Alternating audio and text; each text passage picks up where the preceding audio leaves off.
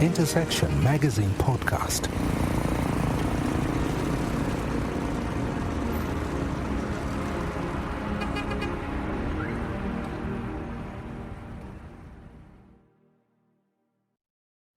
Welcome to Intersection Magazine Podcast.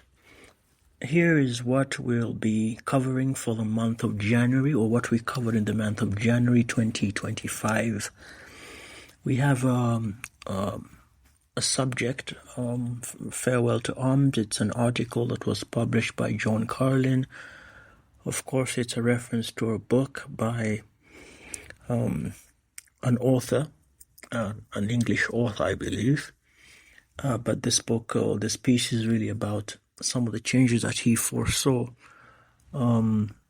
especially in a world in which computerization was going to take center stage.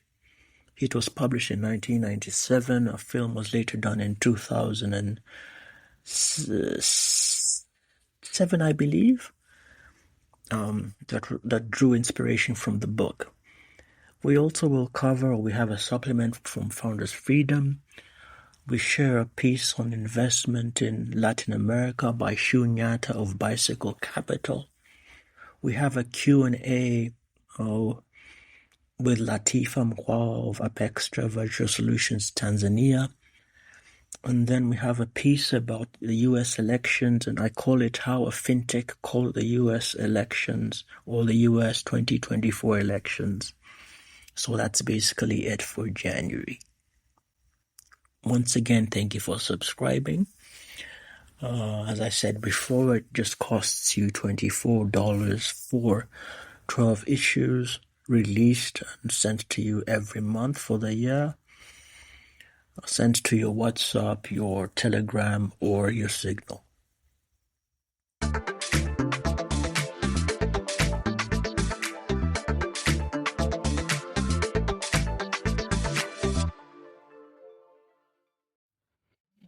Now, Hope First Group has many different functions.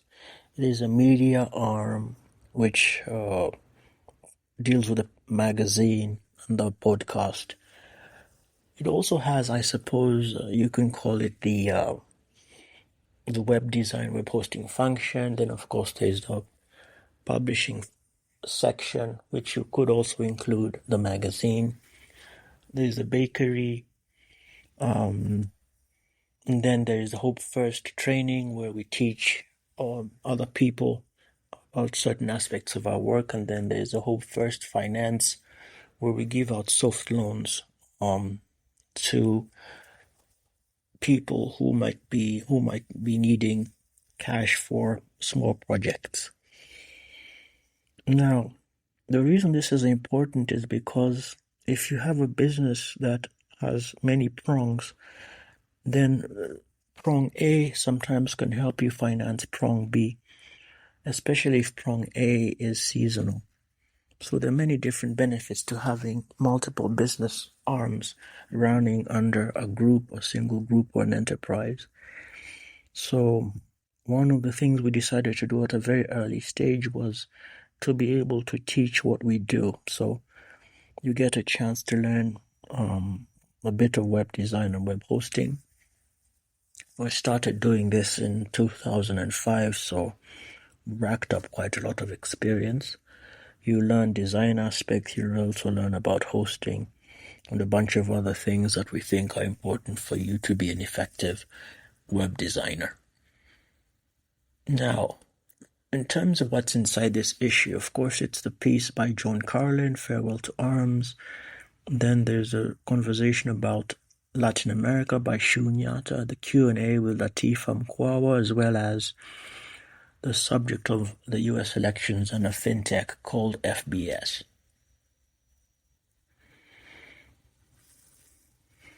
So, Farewell to Arms, I found this interesting. By the way, the book Farewell to Arms was first written by Ernest Hemingway. And interestingly, for those of you who follow copyright, the book has run out and the book has fallen into the public domain. But I found this interesting that in a month in which I was putting out a piece on another book, or another article featured in Wired by John Carlin, the same idea came to mind, or the same title came to mind. Now, I will share, what I did is I shared bits and pieces of this article because it was the inspiration of a movie that was done, Live Free or Die Hard. And the idea that comes up in this movie is what they call a fire sale. A fire sale attack is a fictional cyber terrorist attack on a country's infrastructure systems, whether that's financial, transportation, telecommunications, and utilities. So what I wanted to do was make reference to the conversation that was started in 1997 by this writer, and then how Hollywood interpreted this conversation in a film about 10 years later. So I think you'll enjoy reading that. Now, Founders Freedom, of course, has a supplement about their services that you might appreciate. I believe you will appreciate. Talks about the importance of having structure for board formation, and then, of course, for business growth, services that they offer for those who are interested in business growth.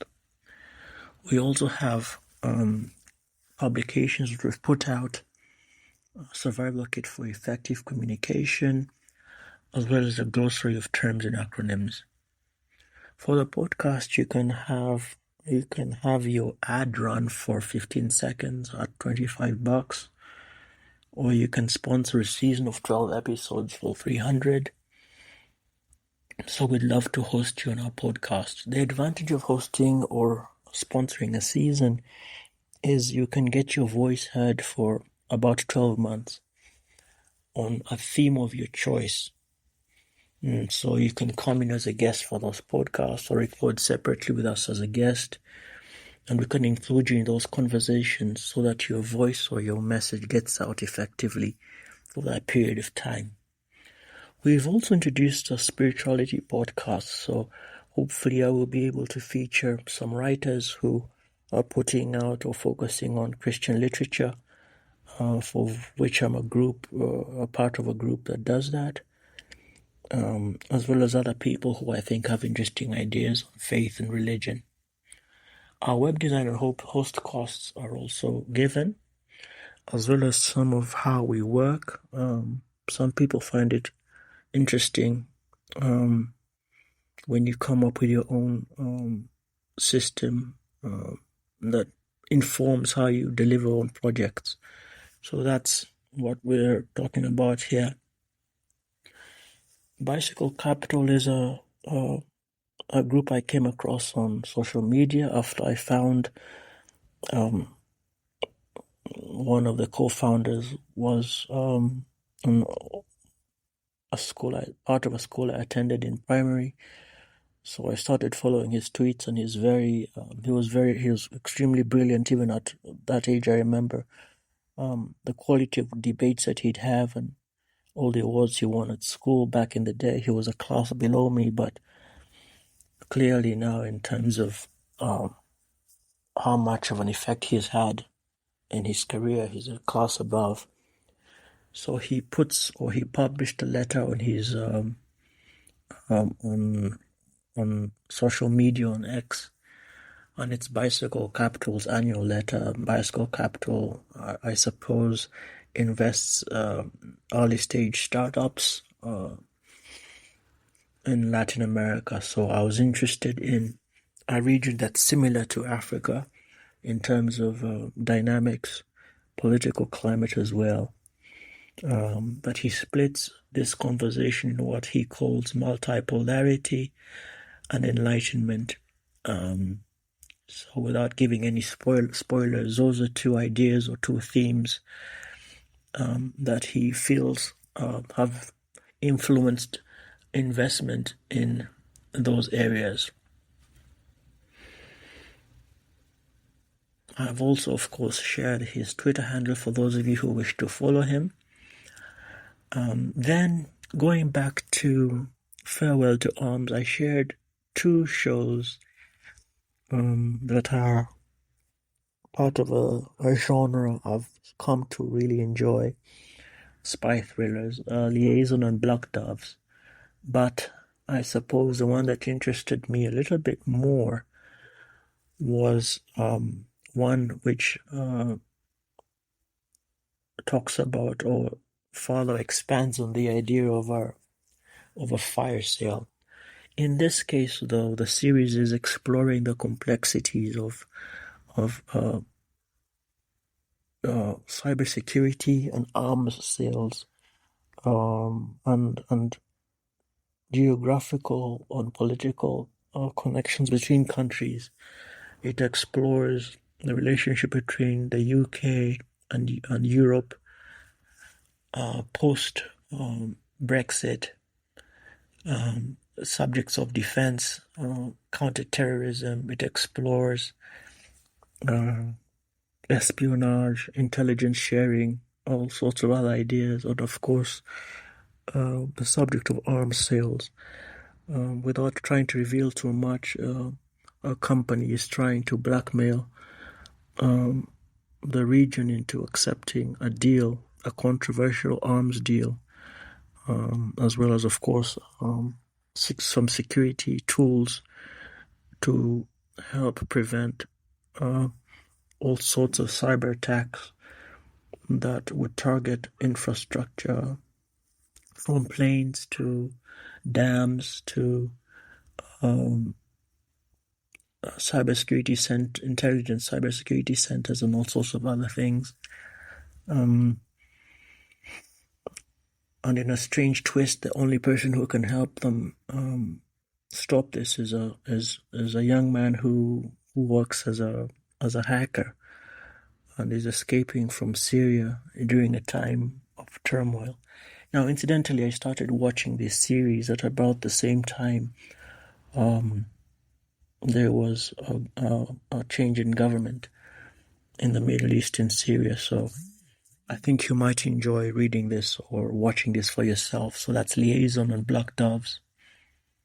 Now, my book recommendation naturally will come, at least for the next 6 months, comes from the session that I was a part of, the first cohort of a leadership school, when it talks about the importance, or the book is titled Character Building, and it talks about the importance of character in leadership, and breaks down many different aspects: values, principles, integrity, resilience, emotional intelligence, accountability, the positive mindset, communication skills, building trust, influence, overcoming fear, lifelong learning, building a network.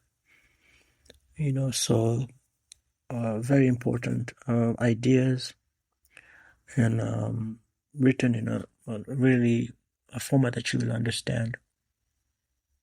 Then we have a summary of our last 4 issues. This is used for those of you who may have just joined or just subscribed. You may come across a title you would like to explore, so that's written for you.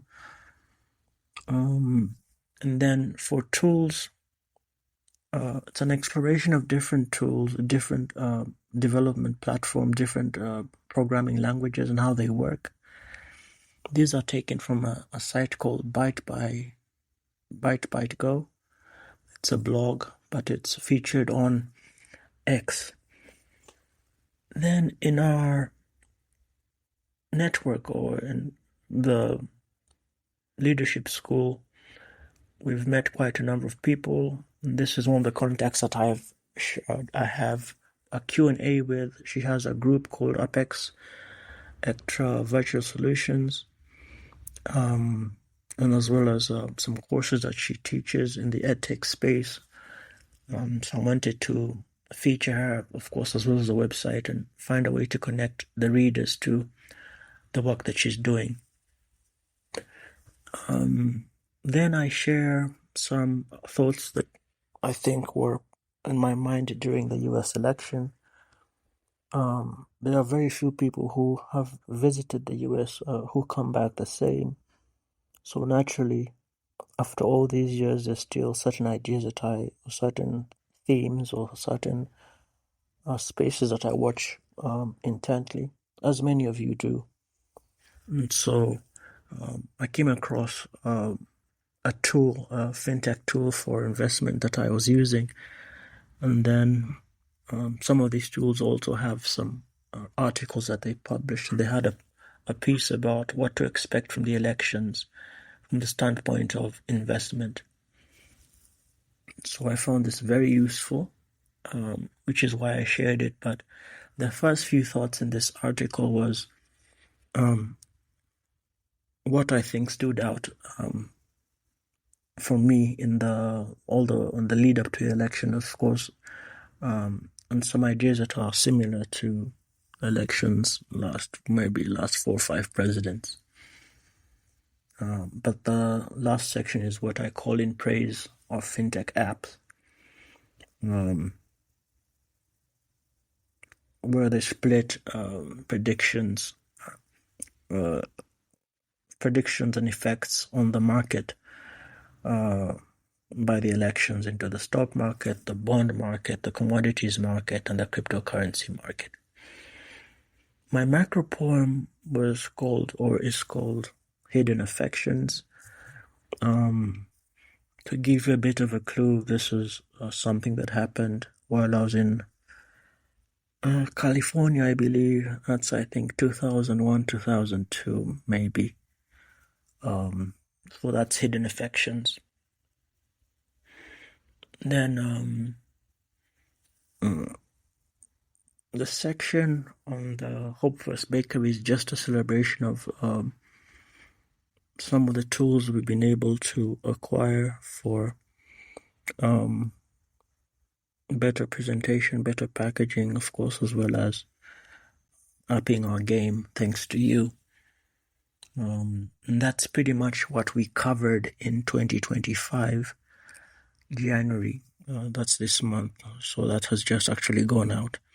But this episode will be released in due time. Once again, thank you for listening. Thank you for subscribing. Thank you for engaging.